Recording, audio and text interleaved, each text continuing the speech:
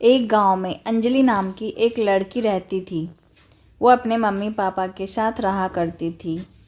अंजलि की मम्मी अचार बनाने का काम करती थी। मम्मी के साथ अंजलि भी अचार बनाती थी और अपनी माँ की मदद करती थी।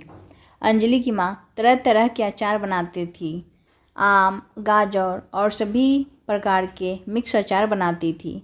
अंजलि की माँ के हाथों का बहुत ही स्वादिष्ट अचार होता था। पूरे गांव में अंजलि की माँ का अचार फेमस था। समय बीतता गया। अंजलि अब बड़ी हो गई थी। अब अंजलि का यही काम था। अंजलि की माँ तरह तरह के अचार बनाती और अंजलि सारे अचार को टोकरी में रखकर घर घर जाकर बेचा करती थी। कुछ दिनों तक ऐसा चला सिलसिला अचार बेचने का। एक दिन अंजलि को देखने के लिए लड़के वाले आए, जिसका नाम सौरभ था। सौरभ अपने मम्मी पापा के साथ अंजलि के घर आया। सौरभ के माता पिता अंजलि के घर में बहुत ही खातिरदारी हुई। सौरभ अंजलि को पसंद कर लेता है और उसे शादी करना चाहता है। कुछ ही दिन बाद अंजलि की शादी सौरभ के साथ हो जाती है। अंजलि के घर वाले गरीब थे, इसलिए दहेज में कुछ भी पैसा नहीं दिए थे, बल्कि अंजलि की माँ अंजलि को दहेज में बहुत सारा रंग बिरंगा अचार बनाकर देती है। अंजलि जब अपने ससुराल आई तो उसकी जेठानी कोमल अपनी सास से कहती है, क्या माँ जी, अंजलि के घर वाले इतने गरीब हैं कि उसने घर में कुछ भी नहीं दिया, सिर्फ तरह तरह के अचार बना के दे दी है अंजलि की माँ। लेकिन एक बात सही थी कि अंजलि की सास निर्मला देवी बहुत ही अच्छी और सीधी थी। निर्मला देवी अपनी बड़ी बहू यानी कोमल से बोलती है, इसमें क्या है बड़ी बहू, अचार भी बहुत काम आते हैं। इस तरह किसी का गरीबी का मजाक मत बनाओ। अंजलि आज रसोई में सभी के लिए आलू का पराठा बनाई और सभी को आलू के पराठा के साथ अपने साथ लाए हुए अचार भी सभी को खाने के लिए दी। तो अंजलि अपनी जेठानी से पूछती है कोमल से, भाभी आप भी पराठा के साथ अचार लोगी क्या? तो कोमल बोलती है, मुझे नहीं खाना अचार बचार, तुम माँ जी और पूरे परिवार को ही दो, अचार में नहीं खाती। अंजलि चुप हो जाती है और तभी निर्मला देवी कहती है, छोटी बहू मुझे दो अपनी माँ के हाथ का बना हुआ अचार। ये अचार मुझे तो बहुत ही अच्छा लग रहा है देखने में। तभी अंजलि अचार अपनी सासू माँ को देती है। तो तभी सब खाना खाकर सोने के लिए चले जाते हैं अपने कमरे में। लेकिन कोमल रसोई घर में आकर चुपके से अंजलि का अचार खा रही थी और बोल रही थी, सचमुच में बहुत ही स्वादिष्ट अचार है। तभी अंजलि आती है वहाँ पे और देख लेती है कोमल को अचार खाते हुए, लेकिन वो चुपचाप वहाँ से निकल जाती है।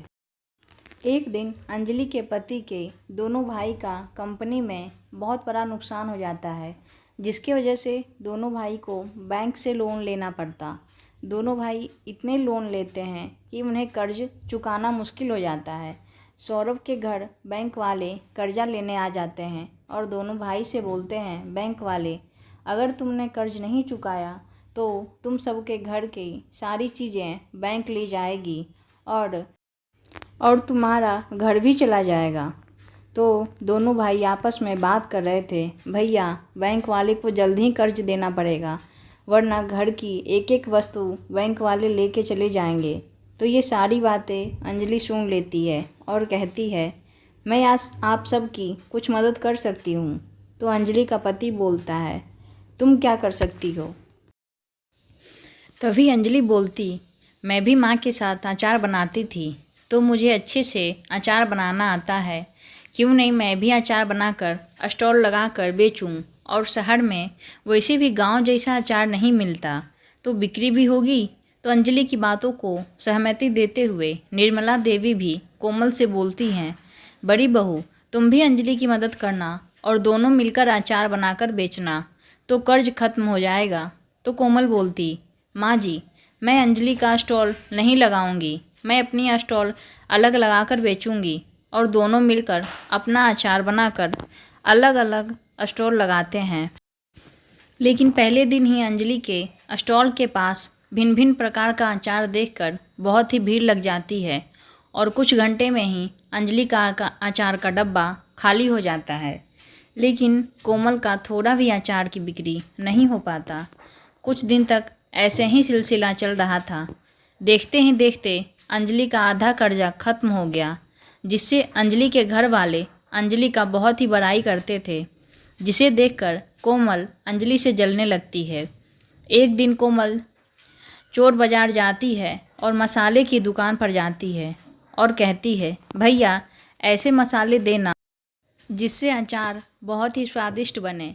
तो वो दुकान वाले बोलता है, हाँ मैडम, मेरे पास है मसाले और तेल, चाइनीज मसाले और तेल है, इससे अचार बहुत ही स्वादिष्ट बनेगा।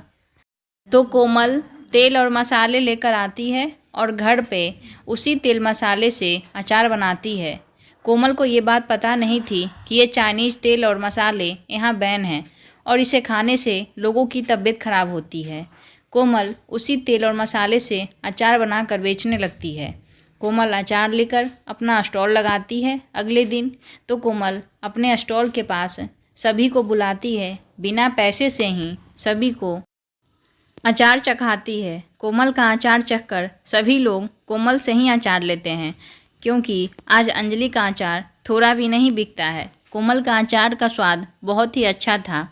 आज घर आने पे कोमल बहुत खुश थी और अपनी सास से कहती है, माँ जी, आप बोली थी ना कि मुझसे कुछ भी नहीं होगा, तो ये देखिए मैंने आज सारे अचार बेच दिए हैं, अब रोज़ इसी तरह से अचार बेचूंगी।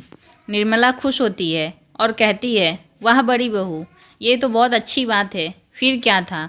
रोज़ कोमल चाइनीज़ तेल और चाइनीज़ मसाले से अचार बनाकर बेच रही थी और इधर जब सभी औरतें कोमल का अचार खा रही थीं तो बीमार पड़ जा रही थीं। ये बात कोमल को नहीं पता था। एक दिन फूड इंस्पेक्टर कोमल के स्टॉल के पास आकर कहता है, आपके अचार खाने से बहुत ही औरतें बीमार हो गई हैं, आप किस चीज़ से अचार बना रही हो। तो कोमल बोलती है, सर चाइनीज़ तेल और चाइनीज़ मसाले से अचार बना रही हूँ। तो पुलिस वाला गुस्से में बोलता है, आपको पता नहीं है क्या, इस तेल और मसाले यहाँ बैन है, आपको गिरफ्तार करना होगा। तो कोमल ये सुनकर रोने लगती है और कहती है, सर मुझे माफ़ कर दीजिए, सर मैं आज के बाद कभी नहीं बेचूंगी इस तरह का अचार। तभी वहाँ अंजलि भी आ जाती है और पुलिस वालों से कहती है, छोड़ दीजिए सर। और पुलिस वाला अंजलि को जानता था, तो उसकी बात पर पुलिस वाला कोमल को छोड़ देता है। ये सब देखकर कोमल अंजलि से कहती है, मैंने तुम्हें हमेशा नीचा दिखाया, फिर भी तुम मुझे बचा ली हो। और फिर वो दोनों एक साथ ही अपना अचार का स्टॉल लगा लेते हैं, जिससे दोनों की अच्छी बिक्री भी होने लगती है। धीरे धीरे सारे कर्ज चुक जाता है। दोस्तों, आज की कहानी आप सबको कैसी लगी कमेंट बॉक्स में ज़रूर बताना। वीडियो अच्छी लगी हो तो लाइक कर देना, चैनल को सब्सक्राइब कर देना। धन्यवाद।